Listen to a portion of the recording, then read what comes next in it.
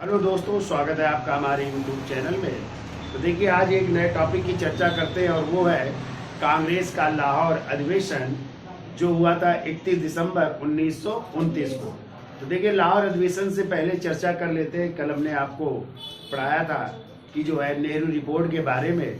तो नेहरू रिपोर्ट जो है, तो भारत सचिव कौन थे? Lord Birken head. तो जब साइमन कमीशन का विरोध हो रहा था तो लॉर्ड बर्कन हेड ने जो है भारतीयों को चुनौती दी कि एक आप अपना संविधान बना करके तैयार करें, और इस चुनौती को स्वीकार किया भारतीयों ने।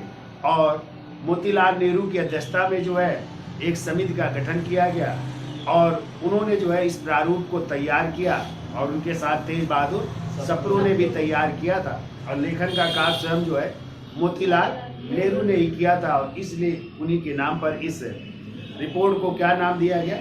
नेहरू रिपोर्ट। ठीक है, जिसमें कई बातें लिखी गई थी, लेकिन मेन बात थी स्वायत्त शासन के और पूर्ण स्वराज के लक्ष्य को दूसरा लक्ष्य घोषित किया गया था। ठीक है, फिर हमने चर्चा की थी कि इस नेहरू रिपोर्ट के बाद जो है जिन्ना ने जो है अपनी कुछ मांगे इसी नेहरू रिपोर्ट के खिलाफ जो है 14 सूत्री मांगे रखी थी। तो आ जाता है क्वेश्चन कि जिन्ना ने अपनी 14 सूत्री मांगे कब रखी? तो 28 मार्च 1929 को। ठीक है, कब? 28 मार्च 1929 को जो है अपनी जो है 14 सूत्री मांगे रखी थी। तो ये जो है कहलाई जिन्ना की 14 सूत्री मांगे, जिनमें चर्चा थी 14 बातों की चर्चा की गई थी।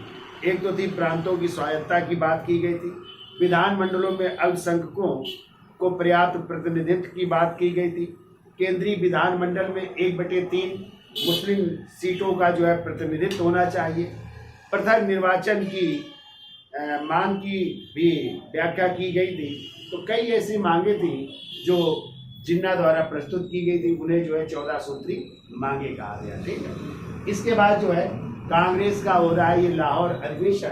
तो कहाँ पे हो रहा है? तो देखिए, 31 दिसंबर 1929 को कांग्रेस का अधिवेशन हो रहा है लाहौर में। और लाहौर यदि आ जाए किस नदी के किनारे है तो याद रखिएगा, ये रावी नदी के किनारे है। और इस लाहौर अधिवेशन के अध्यक्ष बन रहे हैं और उन अध्यक्ष का नाम है पंडित जवाहरलाल नेहरू। पंडित जवाहर लाल नेहरू ने इसकी अध्यक्षता की। ठीक है, वैसे इस लाहौर अधिवेशन के अध्यक्ष पद के लिए जो है नाम दिया गया था, यानी अध्यक्ष पद का नाम जो है रखा गया था प्रस्ताव में किसका? गांधी जी का। किसका रखा गया था?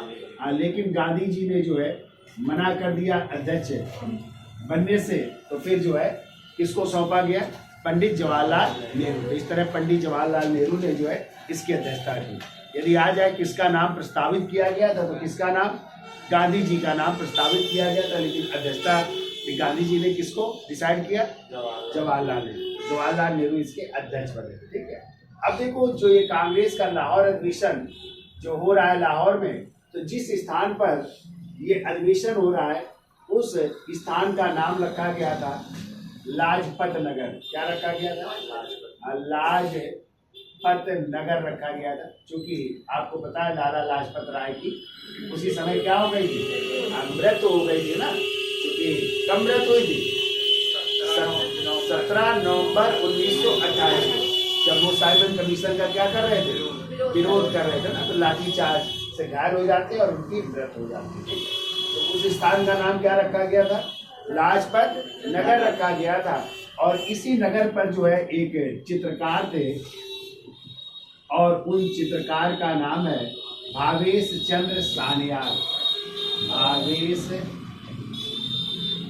चंद्र सान्याल या डीसी सान्याल भी कहते हैं।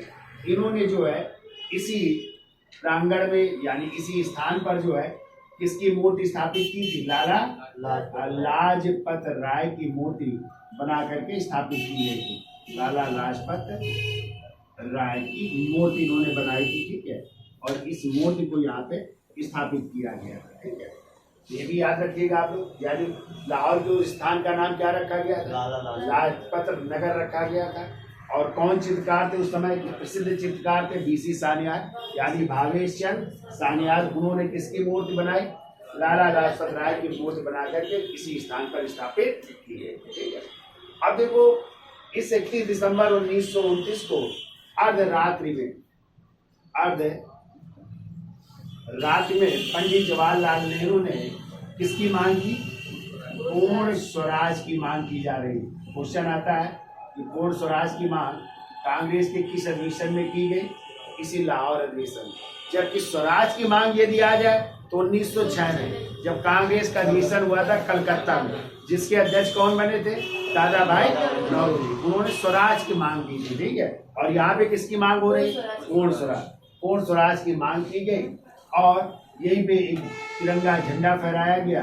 और तिरंगा झंडा फहराने के दौरान जो है कौन से वंदे मातरम के नारे लगाए गए और इसी नारों के बीच जो है तिरंगा झंडा फहराया गया था। ठीक है, अब देखिए पूर्ण स्वराज की मांग तो रखी जा रही है। इसके बाद जो है 2 जनवरी 1930 को कांग्रेस समिति की एक बैठक हो रही है। कांग्रेस समिति की बैठक, और इसी बैठक में निर्णय लिया जा रहा है कि आने वाली जो 26 जनवरी होगी, यानी 26 जनवरी 1930 को हम भारत का क्या मनाएंगे? पहला स्वतंत्रता दिवस। तो क्वेश्चन आता है भारत का प्रथम स्वतंत्रता दिवस कब मनाया गया था? कब मनाया गया था? 26 जनवरी 1930 को। और तब से लेकर के हर 26 जनवरी को हम क्या मनाते रहे? स्वतंत्रता दिवस। लेकिन आपको पता है 26 जनवरी 1947 को तो हमने स्वतंत्रता दिवस मनाया, लेकिन उसी वर्ष 15 अगस्त 1947 को भारत क्या हो गया? अब हम लोग जो है 15 अगस्त को क्या मनाने लगे? स्वतंत्रता दिवस मनाने लगे। तो इस 26 जनवरी को याद रखने के लिए आपको पता है तभी संविधान का निर्माण हो रहा था। और संविधान बनने में कितने दिन लगे थे? 2 वर्ष 11 माह 18 दिन। ठीक है, 64 लाख रुपए लगभग खर्च भी हुआ था। और ये आपका संविधान जो है बन करके तैयार हो गया था 26 नवंबर 1949। तो कुछ अनुच्छेद लागू किए गए थे और उसी दिन संविधान को अंगीकृत, अधिनियमित और आत्मार्पित किया गया था। लेकिन लागू कब किया गया? लागू किया गया जब 26 जनवरी 1950 का दिन आया। इस 26 जनवरी को याद रखने के लिए ही आपका संविधान जो है कब लागू किया गया? 26 जनवरी 1950 को भारत क्या बन गया? गणतंत्र बना। ठीक है, हाँ, जबकि बन करके कब तैयार हो गया था? 26 नवंबर 1900। लेकिन इसको याद रखने के लिए ही आपका संविधान लागू किया गया 26 जनवरी 1950। और तब से हम 26 जनवरी को किस रूप में मना रहे हैं? गणतंत्र दिवस के रूप में, रिपब्लिक डे के रूप में मना रहे हैं। ठीक है, याद रखोगे। तो पहला स्वतंत्रता दिवस कब मनाया गया? 26 जनवरी 1930। अगला पॉइंट लिखिए। देखो तो यहाँ पे बैठक हो रही है और क्या निर्णय लिया गया कि आने वाली 26 जनवरी 1930 को क्या मनाया जाने की? भारत का पहला स्वतंत्रता दिवस। तो इस दिन मनाया जा रहा है भारत का